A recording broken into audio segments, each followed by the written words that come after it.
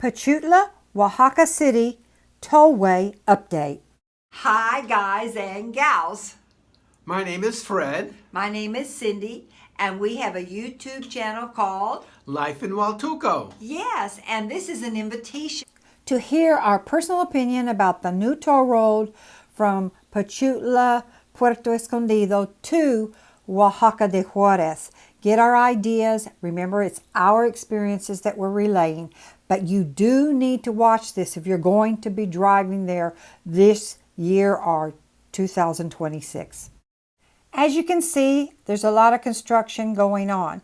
It's going to be going on for a long time, and it's kind of like they go 3 feet forward and 2 feet back at times, depending on the weather. They're steadfast. They're worried about keeping the driving safe, but look at the rocks.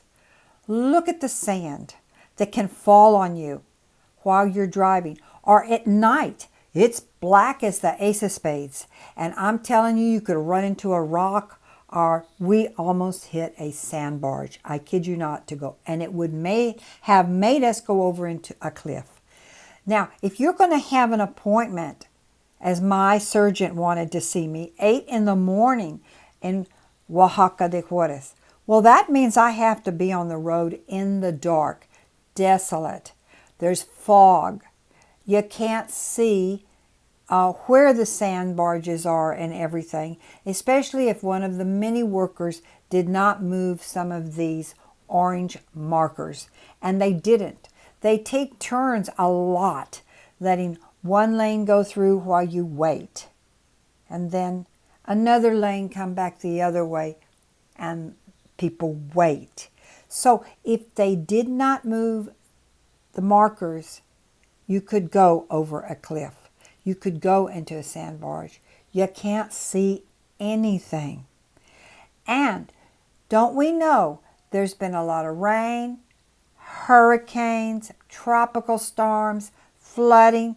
That's caused so much mudslide. It's not really mud, it's more sand. So this is another situation where I said they go 2 feet back, because can you see how they're really trying? Watch and see the different methods that they're using to keep the sand and the mud in place, and the rocks. There are boulders, there's gravel. It's tough. They're doing a great job, but they got a ways to go. Now, I'm from the Appalachians. See how they're working hard. And I'm going to show you some of these systems I am not understanding. I think maybe they need to consult other countries who have had this type of terrain and could give them some ideas. So they made canals going at an angle straight down so that the great water flows could be there. And I would not want to be driving on the street when these canals are overflowing with forceful water. Maybe they're going to make another canal or gutter for this water to go into. But meanwhile, what? There they had nets. Now, we have seen the nets in West Virginia and Ohio. They're metal nets, but they were much stronger than this. So I don't know. But we didn't have as much rock and sand. We had boulders. Look, there's the canals I'm telling you about, where they could have the overflow. And you're in a Volkswagen or a smaller car, and all that water's right there. You know, if nothing else, it's going to splash in your windshield so you won't see anything. But those are my personal opinions only. I could be totally wrong. I don't see the gutter where they're to go to just yet. It better be a big one. So in West Virginia and in Ohio, they do use the metal netting, but it's a different terrain. It's more grass and trees. You know, it's the Appalachian Mountains, and here they have a big challenge ahead of them. Commend them. They're steadfast. They keep on trucking. And with the bad weather and the rain And the hurricanes, it's been hard. I don't know, they make one side quickly so you can get by. What am I saying? I'm saying plan your trip well. Even if you have to spend the night because of an appointment in Oaxaca, do that. Don't come at night. There are other times of the year where it's totally dry and you don't have to worry about the rainy season. We do have earthquakes. So that could also shake down those giant rocks that if you haven't already seen them, you'll see them again soon. Yeah. So be careful. Go during the daytime. It is 4 hours. I can't imagine how much faster it's going to be when they don't have that you have to take turns, right? That's going to be really great. But I have family members that go quite often in 4 hours. So it's going to be a lot faster.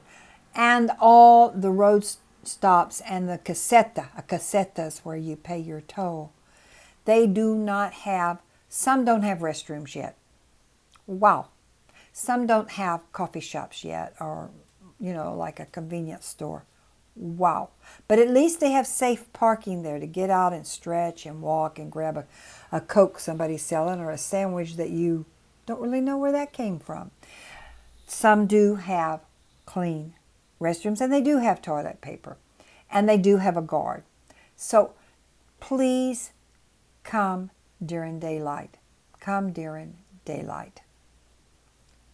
Now I'm showing this to you so the driver can see the conditions. So be sure to share this with the drivers you know. So there's the 234 pesos each way, and that's times 4. You pay going in and you pay as you leave, 234. So round trip is 4 times 234. And now, please stay tuned. Don't shut off this video because we have some very important information and it's important to us and we care about you and would really appreciate you watching it because we think we're a family, right? I'd like to ask you to help us out by being sure to hit like, write a comment, and subscribe. It's very important to help us be able to keep this content going. Fred and Cindy moved to Huatulco in 2017. Cindy was 70. Fred was 75. They worked really hard to get out of debt. Before meeting Fred, Cindy lived in a very large, non-touristic city in Mexico, raising her son and teaching as a professor, and had her own school. She can teach you about adapting, fitting in, safety, and how-tos. And now their goal is to help you also find a wonderful, relaxing, healthier place to live in your retirement. And that's their goal that they strive toward every day. So we're here to answer your questions, watch our videos. We are not monetized. We just want you to find how this can be your goal. Life where? Mexico! If you'd like to support the channel, there's a donation link below.